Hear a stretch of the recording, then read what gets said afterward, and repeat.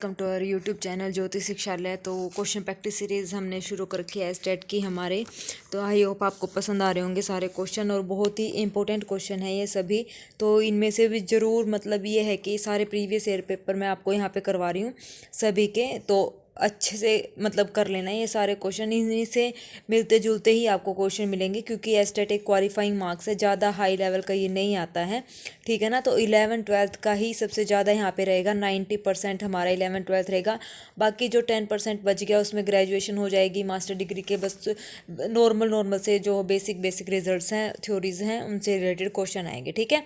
तो ज़्यादा मुश्किल यहाँ पे नहीं रहेगा। तो ये अच्छे से प्रैक्टिस सीरीज कर लेना। 125 क्वेश्चन मैं करवा चुकी हूँ अभी तक। उससे पहले भी हमारी आई थिंक 12 क्लास हो चुके हैं। उससे पहले मतलब 125 के बाद जो मान लो 13, 14, 15 जो ये क्लास अभी तक चल रही है, आई थिंक 18 हो गई हैं। तो इन पे नंबरिंग मैंने इसलिए डाली ताकि हमें आइडिया आ जाए कि हम लगभग कितने क्वेश्चन कर चुके हैं। तो अभी तक हम 125 कर लिए, और उससे पहले 12 जो क्लासेस रही हैं ना एस्टेट क्वेश्चन प्रैक्टिस सीरीज़ की, उसमें मैंने सीधा 1, 2, 3 हर एक क्लास में मतलब स्टार्टिंग से ही नंबरिंग डाली है। तो आई थिंक अभी तक हमारे हो गए होंगे यहाँ पे 250 के आसपास क्वेश्चन हमने यहाँ पे कर दिए हैं। अगर आप ये डेली क्वेश्चन, हमारे 8 दिसंबर को हमारा एग्ज़ाम है पीजीटी लेवल का मैथ का, ठीक है ना। तो अभी 1 नवंबर तक आप लोग देख लेना कितने हमारे क्वेश्चन हो जाएंगे। 250 क्वेश्चन हमने यहाँ पे कर दिए हैं। अगर आपने ये क्वेश्चन सारे अच्छे से कर लिए ना, तो मोस्ट प्रोबेबली चांस है कि आपको इसी टाइप के वहाँ पे क्वेश्चन मिलेंगे, और आपके कंसेप्ट भी लगभग यहाँ पे क्लियर हो जाएंगे, क्योंकि हम इसी टाइप के क्वेश्चन यहाँ पे कर रहे हैं। और आप देख भी रहे होंगे पिछले 5 साल के प्रीवियस ईयर पेपर हैं 2019 से 2023 के, ठीक है ना। तो आप ये भी देख लेना कि आपको आइडिया आ जाएगा किस टाइप के क्वेश्चन हर बार मतलब आ रहे हैं। तो लगभग ये सारे सेम ही रह रहे हैं, ठीक है ना। कोई ज़्यादा इसमें लंबा चौड़ा आ नहीं रहा है। अगर आपने ये कर लिए होंगे या अभी आप मेरे साथ कर रहे हैं, तो ये 2019 से 2023 तक के जितने हमारे प्रीवियस पेपर हुए ना, 2019 मतलब टोटल 60 हुए, तो कितने हो गई है हमारे पास 20, 21, 22 टोटल, 1, 2, 3, 4, 5, 5 के 30, तो 300 क्वेश्चन तो हमारे ये हो जाएंगे, ठीक है ना। तो 125 क्वेश्चन हमने कर लिए, 126वें क्वेश्चन पे हम आए हुए हैं, ठीक है। तो चलिए शुरू करते हैं हमारी क्लास। क्या कहता है फर्स्ट क्वेश्चन यहाँ पे, the solution of the differential equation. इस डिफरेंशियल इक्वेशन का हमें क्या करना है, सोल्यूशन करना है। अभी देखिए ये होमोजीनियस डिफरेंशियल इक्वेशन है। थ्रू आउट यहाँ पे पावर क्या है, यहाँ पे 2 डिग्री है, डेरिवेटिव 2 बार है, 1 डिग्री है, डेरिवेटिव 1 बार है, और यहाँ पे 4y = 0। तो इस टाइप की इक्वेशन को हम कैसे सोल्व करते हैं, हम यहाँ पे x को पुट करते हैं e⁻z। तो यहाँ से log x हमारा हो जाता है क्या, z, ठीक है। और यहाँ से ये हमारे पास आ जाएगा, यहाँ पे हम लिखेंगे x² d²y/dx²। इसका मतलब होता है d × d-1y माइनस में 3dy माइनस का साइन और प्लस में 4y = 0। तो यहाँ से हमारी ऑक्सिलरी इक्वेशन, ये इस टाइप के क्वेश्चन में होमोजीनियस जो ये डिफरेंशियल इक्वेशन होती है, इसमें हमें क्या करना पड़ता है, x को e⁻z हम पुट करते हैं। ग्रेजुएशन का क्वेश्चन है। अब यहाँ से ऑक्सिलरी इक्वेशन हमारे पास बन जाएगी d² माइनस में d माइनस में 3d प्लस में 4 = 0। y हम हटा देंगे, ठीक है। तो ये बन जाएगा d-2 का होल स्क्वायर = 0। तो d यहाँ पे आ जाएगी 2,2। अब यहाँ से इसका सोल्यूशन क्या आएगा, y = हमारे पास होगा c1 + c2, z में कन्वर्ट करा है ना, तो z, और यहाँ से हमारे पास हो जाएगा e⁻²z। अब ये यहाँ पे हमने d × d-1 y पुट करा है, तो इसका मतलब हमने x d/dx को यहाँ पे पुट करा है d/dz, ठीक है ना, d/dz, और ये किसके इक्वल है, d के इक्वल है। इस टाइप से इसके यहाँ पे पुट किया गया, तो ये सॉल्यूशन z में आएगा। अब z की वैल्यू हमारे पास क्या है, log x, c1 + c2। z की वैल्यू क्या थी, log x, और e⁻z हमारे पास था x, यानी कि x² हो जाएगा, और ये हमारा आ गया आंसर, ठीक है। चलिए नेक्स्ट क्वेश्चन क्या कहता है, इफ़ x² + y² = t-1/t, और यहाँ पे ये देन, तो dy/dx हमें निकालना है। तो हम यहाँ पे क्या करें, इसका स्क्वायर करेंगे, तो x² + y², इसका स्क्वायर माइनस में 2x² y² = ये हो जाएगा t² प्लस में, इसको लिखा मैंने, एक मिनट, ये है ना, हाँ, t² प्लस में 1/t²। तो यहाँ पे मैंने इसको कैसे लिख सकती हूँ, x² + y² को x² + y² का होल स्क्वायर लिख के माइनस में मैंने 2x² y² कर दिया। तो हमारे पास ये बचेगा x² + y²। तो ये आ गया हमारे पास। अब यहाँ से x² + y² की वैल्यू हमारे पास t-1/t, इसका क्या हो जाएगा, स्क्वायर माइनस में, और यहाँ से ये हो जाएगा 2x² y² = t² + 1/t²। अब यहाँ से क्या करेंगे, इसको खोल लेंगे, t-1/t का स्क्वायर हम खोलेंगे। खोलने के बाद हमारे पास ये आ जाएगा t² +1/t² और यहाँ पे माइनस में 2, फिर माइनस में 2x² हमारा एज इट इज था और इज इक्वल टू में t² +1/t²। तो ये कैंसिल आउट हमारा हो जाएगा, 2 से 2 कैंसिल। तो हमारे पास बचेगा x² इज इक्वल टू में -1 ये बच जाएगा।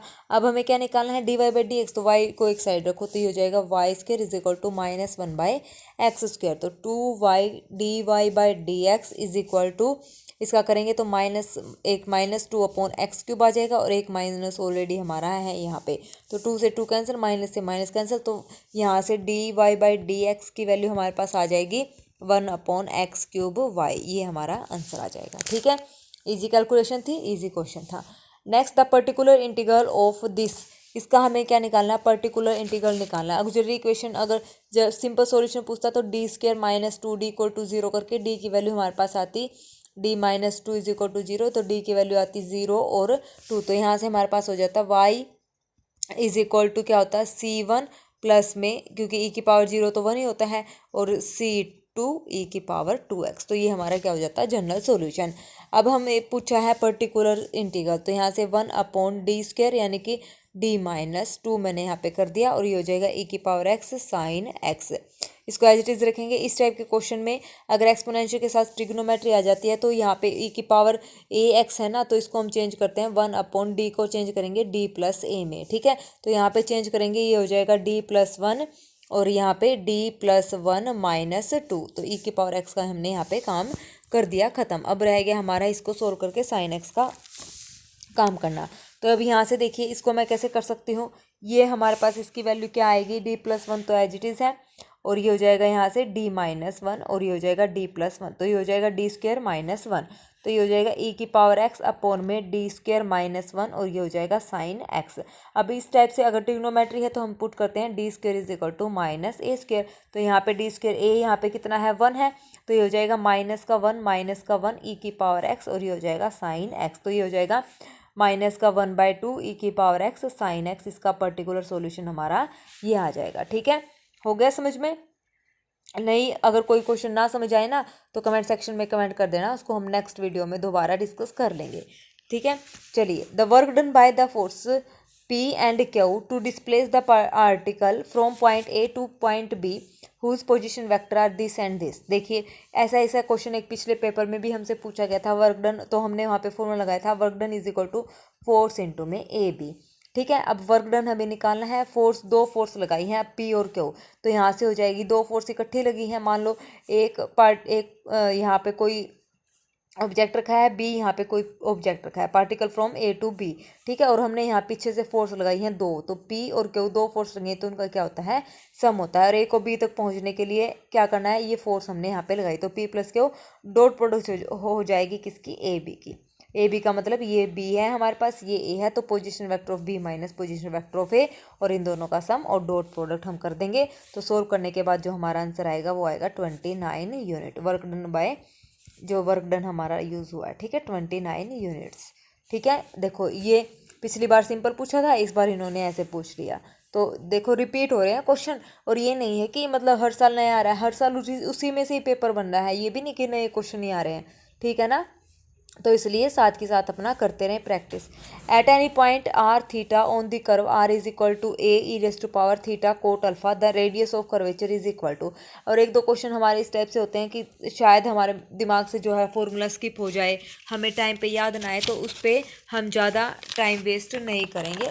अगर हमें नहीं आता फॉर्मूला तो हम आगे करेंगे। ठीक है ना, तो 60 में से कम 5-7 क्वेश्चन ऐसे ही होते हैं जो हम स्किप भी कर सकते हैं, और या फिर ये है कि हम तुक्का भी लगा सकते हैं। ज़रूरी नहीं है कि वो भी हमसे ही सोल्व होंगे, क्योंकि ज़्यादा टाइम लेने वाले होते हैं, वो टाइम कंज्यूमिंग होते हैं, तो ज़्यादा टाइम हमें नहीं लगाना होता है, पेपर लेंथी होता है इसीलिए।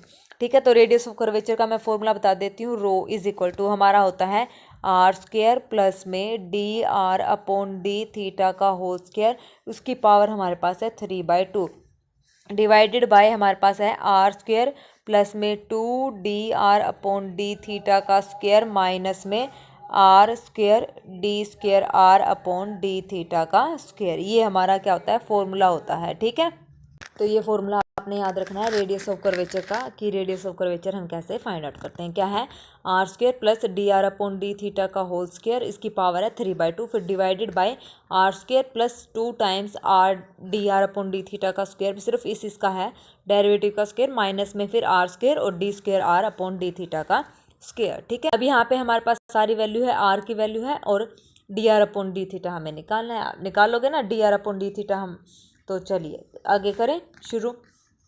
ये फॉर्मूला आप पुट करके यहाँ से वैल्यूज निकाल लेना। तो इसका आंसर मैं बता रही हूँ, इसका आंसर हमारा जो आएगा वैल्यू पुट करने के बाद वो आएगा आर कोसिकेंट अल्फा। ठीक है, आर कोसिकेंट अल्फा हमारा यहाँ पे आंसर आ जाएगा।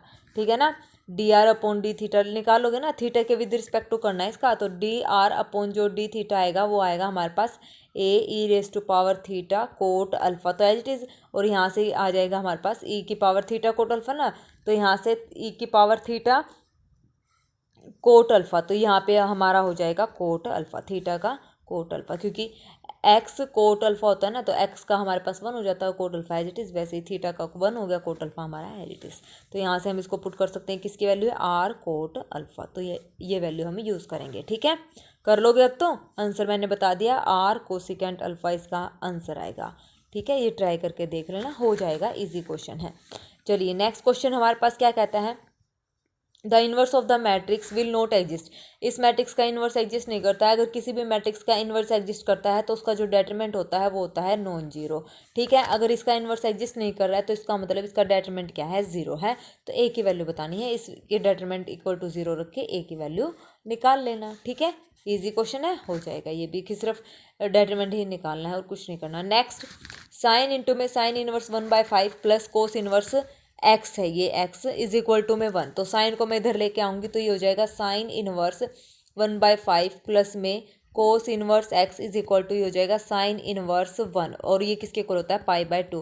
और एक रिजल्ट हमारे पास होता है साइन इनवर्स एक्स प्लस में cos inverse x is equal to π/2। ठीक है, यहाँ पे एंगल क्या है, सेम, तभी ये π/2 के इक्वल आएगा। अब यहाँ पे एक्स और यहाँ पे 1/5, तो एक्स की वैल्यू क्या होनी चाहिए, यहाँ पे 1/5, तभी तो ये π/2 के इक्वल आएगा। तो एक्स इज इक्वल टू यहाँ पे क्या है, 1/5। ठीक है, नेक्स्ट हमारे पास है स्टेटमेंट, टोटोलॉजी है या ये टोटोलॉजी है, फॉल्सी है या ना टोटोलॉजी और ना फॉल्सी।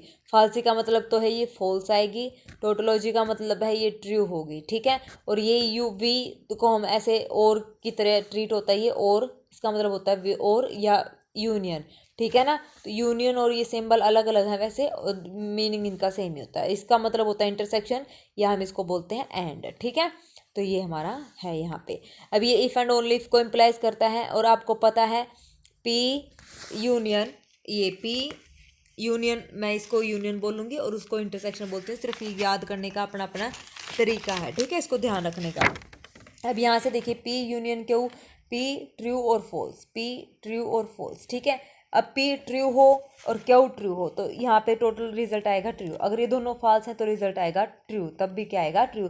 यूनियन के केस में फॉल्स फॉल्स है तो ट्रू, ट्रू ट्रू है तो फॉल्स। ये ट्रूथ टेबल आपने पढ़ी होगी, अगर नहीं भी पढ़ी है तो कोई ज़्यादा वो नहीं है, अभी आपने करना ही है तो आप स्किप भी कर सकते हैं। ठीक है, तो बाकी सभी बच्चे हैं एमएससी कर रखी हैं तो सबने पढ़ी होगी ट्रूथ टेबल। ठीक है, तो ये इस टाइप से हमारे पास होता है। तो ये रिवर्सिबल स्टेटमेंट है, रिवर्सिबल है तो इसका मतलब ये ऑलवेज क्या होंगे, ट्रू होगी। इसको आप पी कंसिडर कर लो, इसको आप क्यू कंसिडर कर लो, तो ये हमेशा क्या रहेंगे, ट्रू रहेंगे। टोटोलॉजी यानी कि फर्स्ट ऑप्शन हमारा यहाँ पे क्या है, करेक्ट है। Next question, if a b c are unit vector such that, यहाँ पे ये यूनिट वेक्टर है, देन एंगल बिटवीन दिस, ये यहाँ पे a plus b minus c is equal to 0 है। और इस टाइप का क्वेश्चन हमने पीछे भी किया था, a plus b is equal to c था। ठीक है ना, तो हम इसको ऐसे ही कर लेंगे, स्केयरिंग कर देंगे बोथ साइड। तो magnitude of a square plus magnitude of b square plus में 2 मैग्नीट्यूड ऑफ a, मैं सीधा लिख रही हूँ फॉर्मूला लगा के, cos theta is equal to magnitude of c square. Unit vector है तो 1 + 1 + 2 cos theta is equal to में 1 से 1 कैंसिल, तो हमारे पास आ जाएगा 2 cos theta is equal to -1, तो cos theta is equal to -1/2 और theta is equal to 2π/3। Cos -1/2 होता है 2π/3, ये हमारा आंसर है। ठीक है, the curve y is equal to log e के x इज, तो इसका हमें ग्राफ बताना है कि ग्राफ कैसा बनेगा।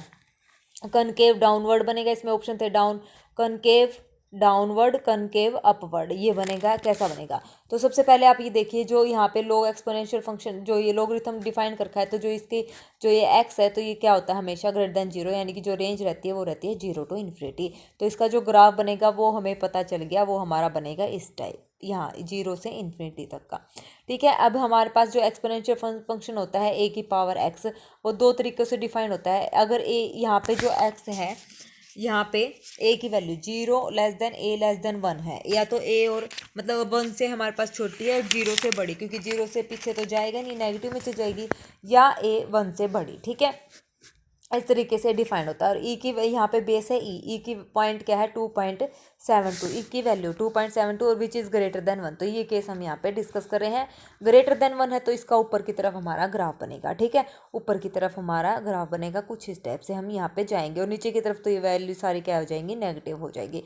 अब ये देखिए, ये हमारा 0 से इन्फिनिटी, और ये आगे की तरफ जा रहा है, पीछे नहीं जा रहा है ना, मतलब पीछे जा रहा है। ठीक है, तो ये हमारा क्या बन गया है? ये कॉनकेव गुफा की तरह बन गया, और लेकिन आ कहाँ रहा है? नीचे की तरफ, तो ये बन गया कॉनकेव डाउनवर्ड। क्या बन गया? Concave downward between 0 to infinity, मतलब 0 और इन्फिनिटी के बीच में कॉनकेव, ये क्या है? डाउनवर्ड हमारा बन रहा है। अपवर्ड वाला बनता तो वो कुछ इस टाइप से होता, मतलब ऊपर की तरफ गुफा बनती इसकी। ठीक है, ऊपर की तरफ मुख होता, लेकिन इसका ग्राफ बन रहा है ऐसे, क्योंकि ये रिजल्ट है, a ग्रेटर देन 1 है, a यहाँ पे बेस है। अगर ये होता ना 0 और 1 के बीच में है, तो हम बोल सकते थे कि वो जो उसका ग्राफ बनेगा वो बनेगा कॉनकेव अपवर्ड। ठीक है, नीचे की तरफ। आ गया समझ में?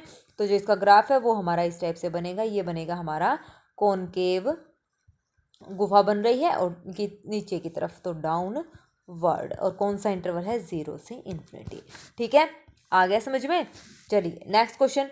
The volume of solid generated by, देखो ये क्वेश्चन पीछे भी पूछा गया था। वॉल्यूम ऑफ सॉलिड कार्डियोइड का जो हार्ट की शेप का बनता है वो इस टाइप से हमारा बनता है, और इसका वॉल्यूम मैंने बताया था क्या था? 8/3 पाई ए क्यूब, 8/3 पाई ए क्यूब हमारा ये था। और जब सफ़ेयर की बात आ जाए, सरफेस एरिया आ जाए, तो सरफेस एरिया हमारा बनता है 32/5 पाई ए स्क्वायर। सरफेस एरिया में पाई ए स्क्वायर 32/5 आता है, और वॉल्यूम में 8/3 पाई ए क्यूब आता है। और इसका फॉर्मूला मैंने आपको बताया था, इसको सोल्व कैसे करते हैं। वो फॉर्मूला है 2/3, 0 से हमारे पास पाई लिमिट, और r³ sine theta D theta, ये इसका फॉर्मूला होता है इसको निकालने का। r³ की वैल्यू हमारे पास यह है साइन थीटा डी थीटा। इसको सिंपली हम सोल्व कर लेंगे, बाहर आएगा 2π/3, ये याद रखना। ठीक है, निकालेंगे तो ये एक पेज का हो जाएगा, लेकिन इसको हम सीधा याद रख सकते हैं। कार्डियोइड वॉल्यूम ऑफ दिस क्या होता है? 8/3 पाई ए क्यूब। अब की बार क्या पता सरफेस एरिया ही पूछ ले, तो वो होगा 32/5 पाई ए स्क्वायर। ठीक है, सीधा टिक हम कर सकते हैं। Next question.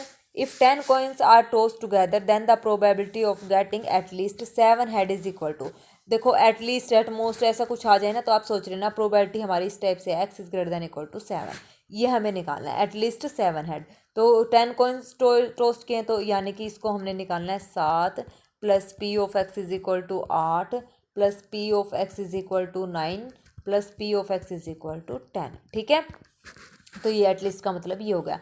तो x इज इक्वल टू 7 का मतलब NCR, n कितना है 10, C 7 और p की पावर। ठीक है, गेटिंग इट टुगेदर प्रोबेबिलिटी निकालनी 10 coins है, गेटिंग हेड निकालने की प्रोबेबिलिटी 1/2, ना आने की भी 1/2, तो 1/2 की पावर 7 और 1/2 की पावर n-r, यानी कि 10 में से 7 गया 3, ये होता है ना p की पावर r, q की पावर n-r। तो ये हमारा फॉर्मूला होगा। तो सारी फॉर्मूले यहाँ पे हम यूज़ कर लेंगे, एक बार 7, एक बार 8, 9 और 10 ऐसे वैल्यूज रखते हैं, उनको सबको हम क्या कर लेंगे ऐड करके हमारा जो आंसर आएगा वो आएगा 11/64, मतलब कट पीट के हमारा आंसर आ जाएगा 11/64, और ये हमें निकालना है। इस टाइप के क्वेश्चन भी बहुत ही ईजी होते हैं, बस हमें पता है कि इसको कैसे सोल्व करना है, तो हम आसानी से इसको सोल्व कर सकते हैं।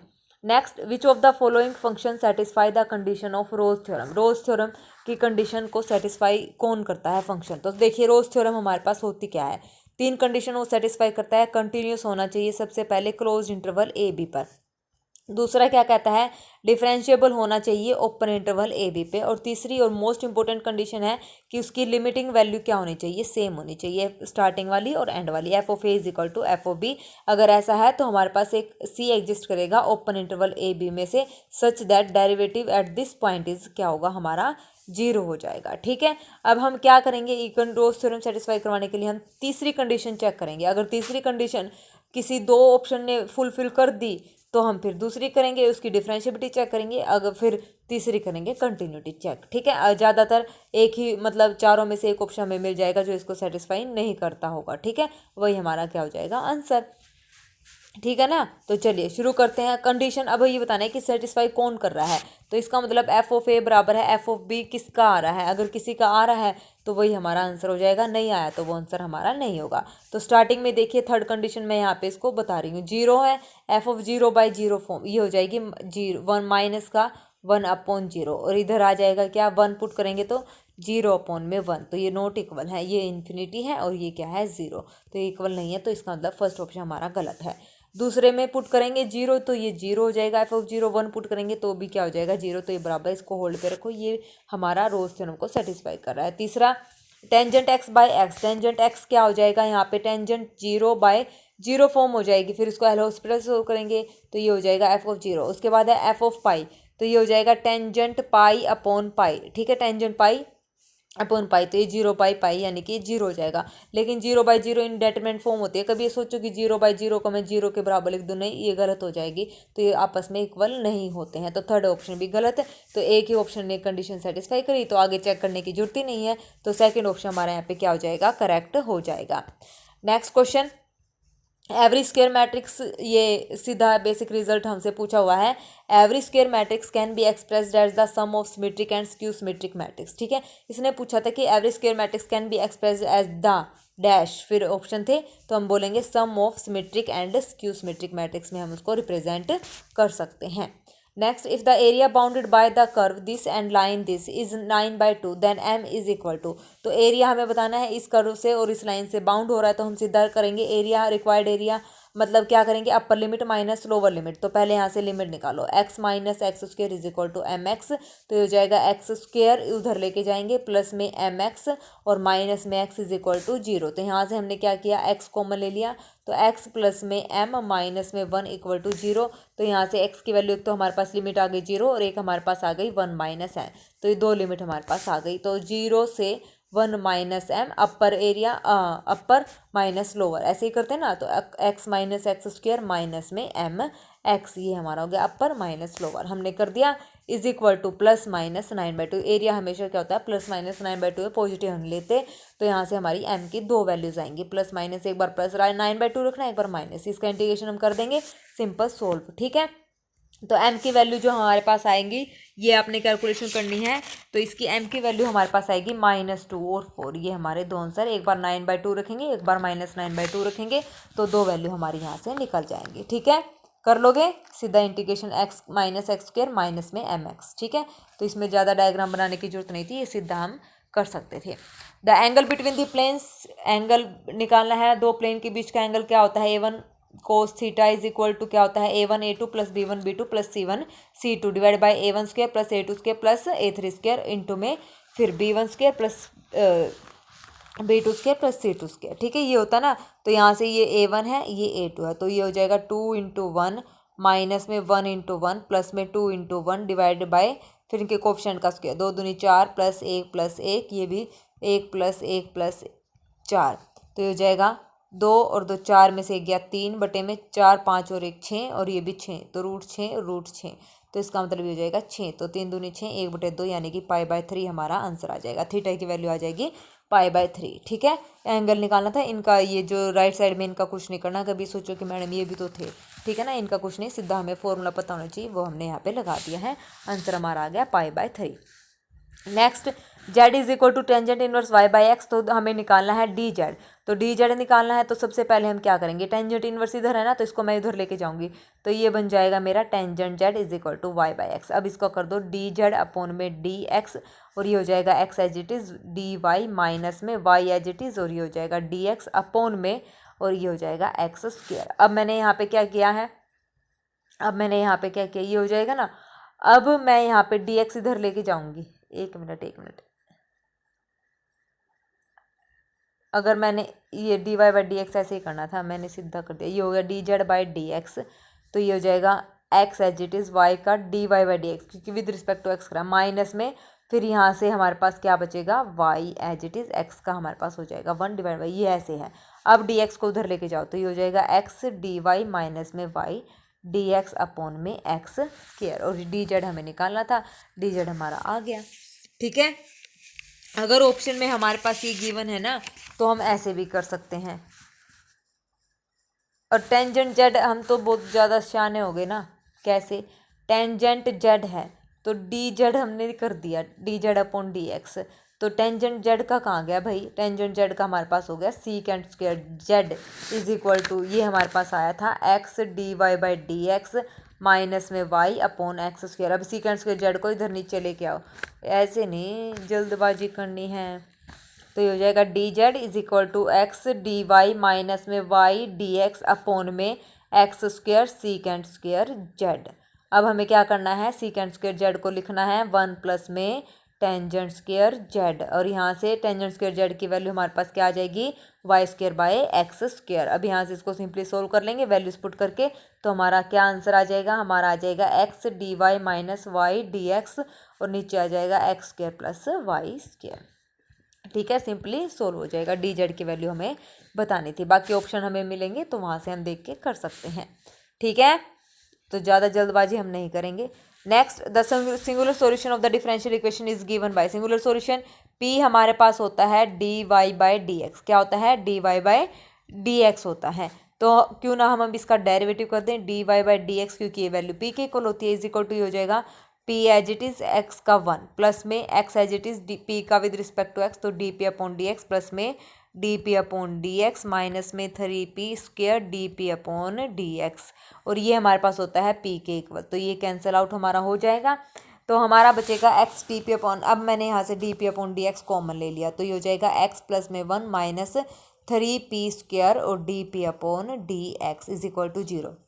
अब यहाँ से ये चीज़ जीरो होगी, ये चीज़ जीरो नहीं होगी, क्योंकि जो p है वो हमारे पास दोबारा से d y by d x है, और यहाँ से ऑलरेडी इसका क्या हो रहा है, डेरिवेटिव, तो ये कभी भी जीरो नहीं होगी। तो यहाँ से x प्लस 1, ये हो जाएगा x plus 1 minus 3p square equal to 0, तो 3p square is equal to x plus 1, तो यहाँ से हमारे पास p की वैल्यू आ जाएगी x प्लस 1/3 और इसकी पावर 1/2। हम गिवन इक्वेशन या तो इसमें पुट कर दो आप, या फिर इसका क्या करो, सोल्व कर दो। यहाँ से हमारे पास क्या है, p की value d y by d x है ना, और इज इक्वल टू में क्या है, x प्लस 1 की बाय में 3 और इसकी पावर कितनी है 1/2। तो यहाँ से डी वाई अलग कर लो और डी एक्स को इधर ले आओ, तो इंटीग्रेशन कर दो बोथ साइड। तो क्योंकि इसमें पुट करेंगे p की वैल्यू तो बहुत लंबा चौड़ा हो जाएगा, तो हमने क्या किया, इंटीग्रेशन कर दिया बोथ साइड। तो y इज इक्वल टू हमारे पास ये हो जाएगा 1/2, ये हो जाएगा x प्लस 1 की पावर 1/2 प्लस 1, और ये हो जाएगा नीचे 1/2 प्लस 1 और इंटू में 1/3 की पावर 1/2 तो है ही। तो यहाँ से इसको जब सोल्व करेंगे प्लस में c, तो y की वैल्यू हमारे पास आ जाएगी क्या, y इज इक्वल टू हमारे पास आ जाएगी 2/3 की पावर 3/2, और यहाँ से x प्लस 1 की पावर 3/2। 3 की पावर 3/2 पता है ना क्यों आई है, क्योंकि जब हम इसका वो करेंगे ना 1/2 प्लस 1 करेंगे तो वहाँ से, ठीक है ना, तो ये हमारा आंसर आ जाएगा। और सीधा p इसमें पुट करेंगे तो लंबी कैलकुलेशन हो जाएगी, इसलिए हम इंटीग्रेशन से इसको सोल्व करके ऐसे कर सकते हैं।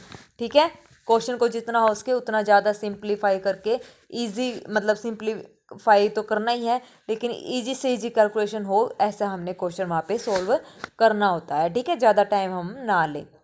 ठीक है, उसके बाद हमारे पास है, देखो next question, convex set of feasible solution of ax is equal to b, x is greater than equal to 0 is a convex polyhedron, then which of the following statement is true. देखिए convex set हमारे पास given है और इसने बोला है feasible solution है। Feasible solution का मतलब होता है कि सॉल्यूशन हमारे पास एग्जिस्ट कर रहा है, तो कम से कम एक सॉल्यूशन होगा, एटलीस्ट 1 सॉल्यूशन होगा ही होगा। तो यहाँ से देखिए, अब किसी को पता है ना फिजिबल सॉल्यूशन, तो इसका मतलब सॉल्यूशन एग्जिस्ट हो रहा है। तो ऑप्शन क्या कहता है, all extreme points given optimal solution, सारे एक्सट्रीम पॉइंट नहीं, कम से कम एक मिलेगा, तो गलत। At least 1 of the extreme points बिल्कुल सही, सेकंड ऑप्शन। नो एक्सट्रीम तो है ही नहीं, तो सेकंड ऑप्शन हमारा है, यानी कि at least 1 extreme points gives an optimal solution. ठीक है, तो ये सीधा स्टेटमेंट का क्वेश्चन था। फिजिबल सॉल्यूशन हमने एलपीपी में अगर आपने पढ़ा होगा 12th का, तो उसमें आपने ये फिजिबल सॉल्यूशन पढ़े होंगे, नहीं पढ़े तो हम ये क्वेश्चन प्रैक्टिस सीरीज कर रहे हैं, तो इसमें डेली आपको नए नए टॉपिक्स और नए नए मतलब कंसेप्चुअल क्वेश्चन मिलते रहेंगे। तो ज़्यादा टेंशन मत लीजिए, अच्छे से हो जाएगा। देखिए next question, general solution of differential equation, इसका जनरल सॉल्यूशन हमें बताना है। तो आपको एक रिजल्ट पता होगा, dy by d x is equal to p y is equal to में क्या होता है क्यों, इस टाइप से हमारे पास होता है। तो वहाँ से हम क्या करते हैं, इंटीग्रेटिंग फैक्टर निकालते हैं और फिर वहाँ से क्या करते हैं, इसका सॉल्यूशन हम निकालते हैं। ठीक है, तो इसको भी हम कुछ ऐसा ही बनाएंगे। तो देखिए हम यहाँ पे क्या करते हैं, यहाँ पे एक्स वाई है तो थ्रू आउट इसको एक्स वाई से डिवाइड कर दे, तो हमारे पास आ जाएगा 1 by y d y by d x plus में ही हो जाएगा 1 बाई एक्स log वाई और इज इक्वल टू ई की पावर एक्स। अब यहाँ से हम क्या करें, log वाई को पुट कर दें, log वाई को मैंने यहाँ पे जेड पुट कर दिया, ये 1 by y d y by d x is equal to d z हो जाएगा। ठीक है, तो यहाँ से हमारे पास क्या हो जाएगा, इसकी वैल्यू हमारे पास आ जाएगी क्या, डी जेड अपॉन में डी एक्स, ये वैल्यू आ जाएगी और प्लस में ये हो जाएगा 1 बाई एक्स जेड और ई की पावर हमारे पास आ जाएगी एक्स। अब इंटीग्रेटिंग फैक्टर इसका निकाल दो, इंटीग्रेटिंग फैक्टर हमारे पास क्या बनेगा, तो ये होता है हमारे पास ई की पावर पी डी एक्स होता है ना, तो यहाँ पे ये है 1 बाई एक्स डी एक्स, तो इसका हो जाएगा log एक्स, यानी कि एक्स हमारा इंटीग्रेटिंग फैक्टर आ जाएगा। अब इसका जनरल सॉल्यूशन याद रखना, या जेड की वाई की जगह जेड है, ठीक है ना, तो इसका जनरल सॉल्यूशन हमारे पास क्या आ जाएगा, वाई इंटू में इंटीग्रेटिंग फैक्टर, वाई की जगह हमारे पास है जेड इंटू में integrating factor is equal to integration, यहाँ पे फिर हमारे पास क्या आएगा, क्यू, क्यू क्या है, ई की पावर एक्स, ये आया था ना हमारा जो ओरिजिनल इक्वेशन जो हमने बनाई थी, इंटू में इंटीग्रेटिंग फैक्टर प्लस में सी।